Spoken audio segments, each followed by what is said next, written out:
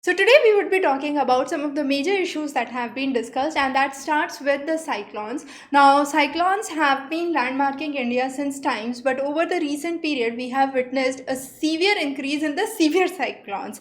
So, there has been a significant increase, we could say, in the severe cyclones that are there. So, that needs to be taken into account, first of all. The second is the kind of questions which focus on the various cyclones that have been there and the damages related to that, and disaster management, of course, becomes very important. So this section we would be focusing on Amphan and Nisarg, the two major cyclones that have hit India this time, and what have been the situations, what were the situations prior when similar cyclones have impacted the regions in India. So the two super cyclones that have been focused are the Kyar and the Gonu. Gonu was in 2007 and Kyar in 2019. And then we have Amphan as the next major, that was this time.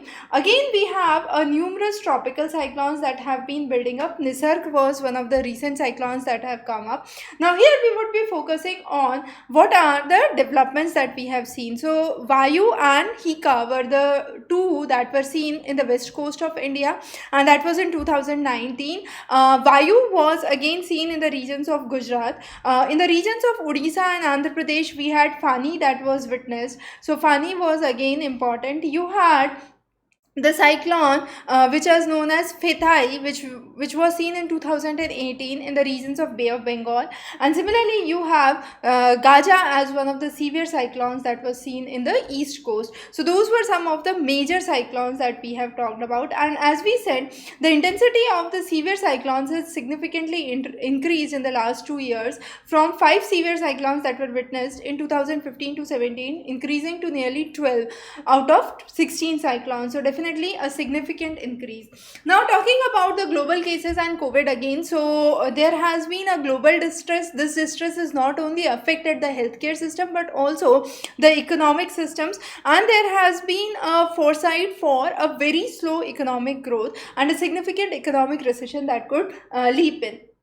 Then we have talked about the domino effect. What is a domino effect? Domino effect simply means that there is a kind of cumulative effect which is produced by when one event basically sets off the chain for similar events to occur. So what has happened because of COVID is there is a drop in the vaccination schedule. There has been lack of vaccination that are being done under the immunization programs, and as a result what would happen is those diseases could definitely increase because of lack of vaccination, lack of immunization. So that is a kind of domino effect that we focus on. And what are the suspected diseases that are said to increase are measles, mumps, rubella, and in most of the nations of the world you have community vaccination programs that are done. Now, because of social distancing, isolation, you have a significant drop in these programs that have been witnessed, and a significant number that has been reduced for the same. The next is the infant mortality. Infant mortality, you have focused on the various aspects which are mainly higher for the rural areas. Delhi, Tripura, Pondicherry have witnessed much higher proportion of infant mortality rate in the urban areas as compared to the rural areas. Also, we have the categorization for the bigger as well as the smaller regions that are seen, and these categorizations have been very important. Madhya Pradesh has recorded the highest number of infant mortalities. Now, the next is unemployment risk. Now, unemployment we have seen has been significantly rising, mainly in the informal sector. So, informal sector, the unorganized sector is at highest risk, and most of the unemployment has been seen a significant rise in the regions of Africa, in the regions of Latin America. You have relative poverty that has significantly jumped up. Major sectors that are hardest hit are the manufacturing, accommodation, food and travel services, wholesale and retail markets, and then real estate and services related to it. The sea levels have been rising faster than the lot before. As the results we have seen, by 2100 we would have a meter of sea level that would rise, and definitely this is a threat to the small island developing countries which are also called as SIDS. The coastal cities again are at threat. In India, we believe Surat and Mumbai are the two cities which would be worstly affected by it. And it's believed that with the rising emissions and the global heating of 4.5 degrees Celsius above pre-industrial levels have been seen.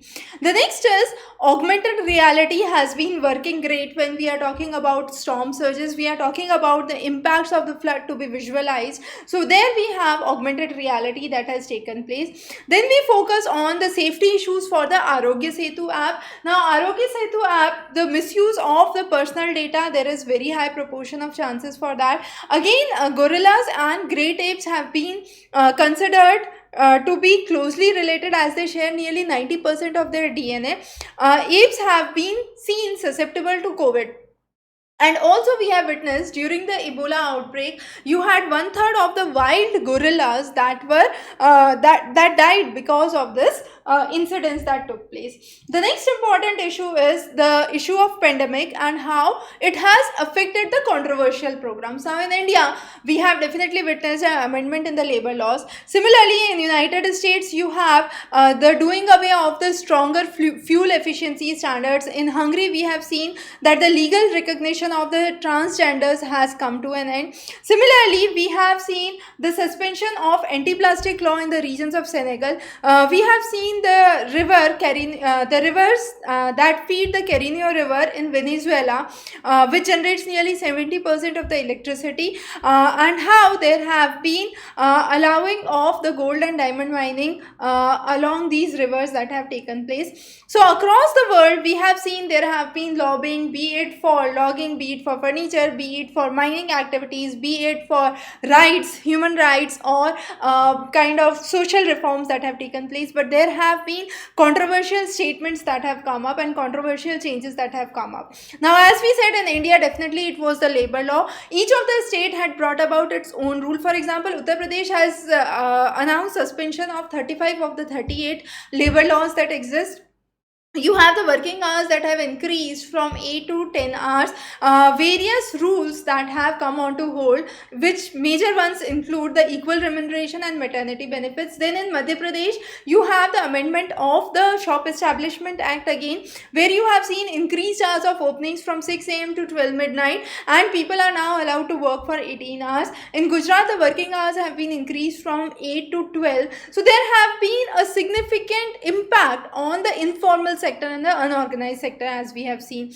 However, when it comes to pollution, we have seen a significant decline. You have a significant green zones that are seen. The level of AQI has significantly increased, but definitely there are violations that have been seen. Labor violation is one of the major violations. Labor laws in India has been one of the major issues that have been discussed in the light of COVID. Then we are talking about the role of Adivasis, the forest dwellers, the tribals, and there have been constitutional amendments that have taken place, and those have again been very, very important. We are also talking about the vulnerable groups. Then you have the APMC Act, the amendment that has taken place, that talks about the sale and the purchase of the agricultural commodity. Maharashtra has deregulated the fruits and vegetables by taking them out of the APMC, so significantly affecting the farmers. And creation of one mandi for every 5 kilometers in the radius of APMC Act. So again, that has been one of the leading issues that have taken into account. Now the next, some of the major issues we focus on are the dilemma of the migratory workers, we have seen nearly 100 million informal workers moving back to their villages because of the job loss, and this pandemic has turned into an economic crisis, and as we said, economic recession has been a major issue. We have also witnessed in the previous years a significant reversal of the migrant workers because of the monsoon.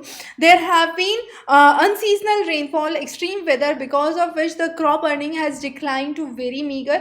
Again, we have seen the people who are displaced. It's believed that as per the internal displacement monitoring system, we have more than 5 million new displacements that have been seen in the world in 2019 that are due to extreme weather events, pandemic situations like COVID. We have also seen one of the wettest seasons in 25 years, and because of that, you have nearly 2.6 million people that have been displaced. Now the whole of the sample remains unexplained. Now when we are talking about the situation of pandemic, the COVID-19, we need to understand how these checkups have been done. So you have the reverse transcription that has been working. Now what happens is a swab is taken either from the nose or from deep inside the throat, and that is put into a solution where the viral, bacterial and human elements are separated.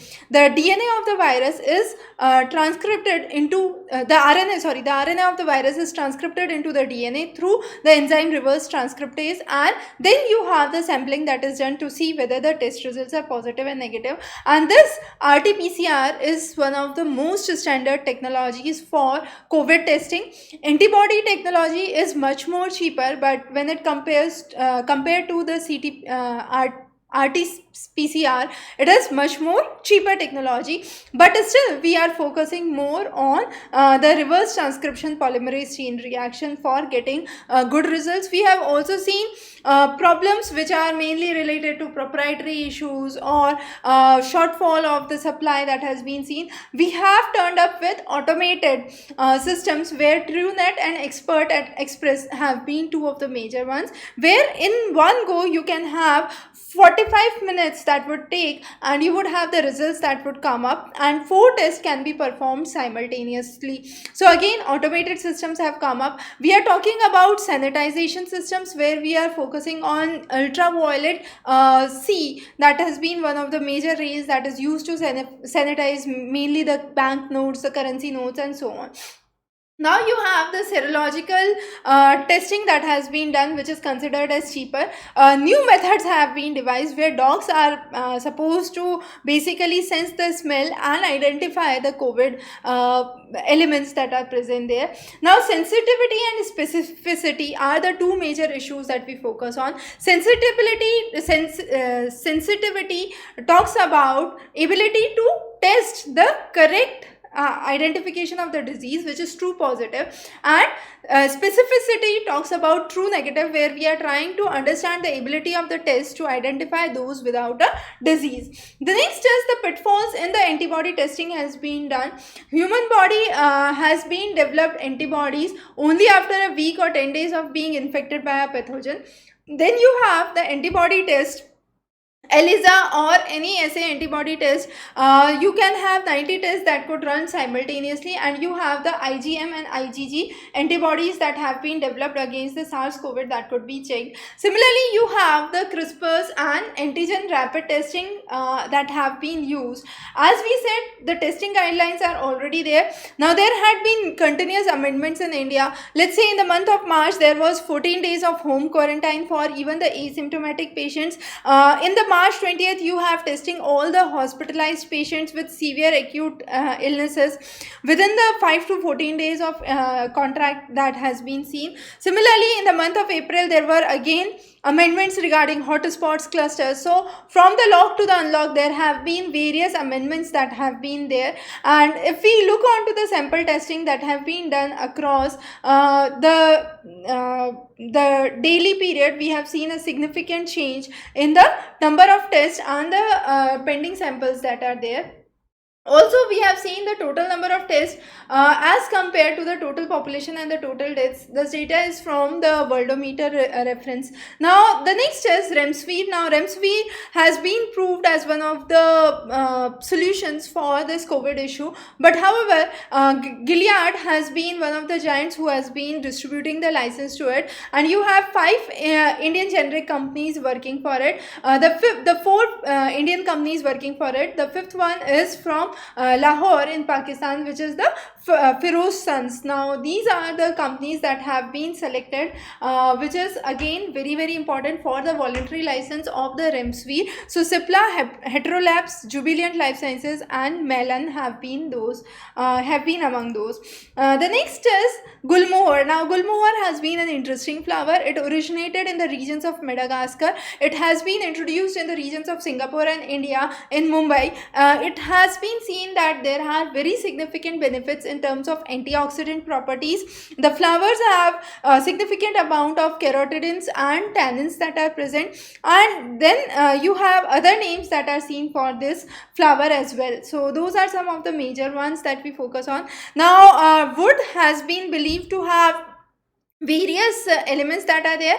Dried seed pods are there to make instruments which are known as shakshak or maraka, which is again important. Now we focus on how the COVID care has been important. Now it's believed that we have witnessed nearly 60 to 70% of the population who has been exposed to the pandemic, but still we do not see any signs of developing immunity or a kind of herd immunity that has been focused on. And again, when it comes to vaccination, it is not very clear whether these vaccinations would be successful, because sometimes vaccine trigger the production of two kinds of antibodies. While neutralizing the antibodies that fights the disease, the binding ones create it much more vulnerable to disease, and this happened with Denvex, which was created for dengue. And it was believed by having that vaccination, nearly 600 children in Philippines died because of dengue when it was witnessed the second time. Now the cities like New York, London, which have witnessed nearly 19 to 20% of the population being exposed to the COVID, still we do not see any signs of developing immunity among those. Now definitely the sectors which is the informal sector, as we have been discussing, mainly in the form of Manrega jobs or the jobs which are mainly in the unorganized sectors, are seeing a significant threat or a decline that have been seen. Now focusing on the Indian pre-monsoon phenomena is known for hailstorms. Now hailstorms are due to strong convective currents that are formed, and this creates a large amount of moisture that is there in the clouds, and because of which you have a significant amount of hailstorm or the frozen droplets of ice, we could say, that are seen because of the updraft wind. Now this is one of the common phenomena that have been seen in the pre-monsoon period in India, and there has been a significant increase in the hailstorms. Now if we talk about the heat wind, the heat waves in India, we have some of the temperature ranges that are there. 36 to 37 is a normal temperature range for human beings, but if it is above 41, it could lead to coma situations or severe ICU admissions that could be required.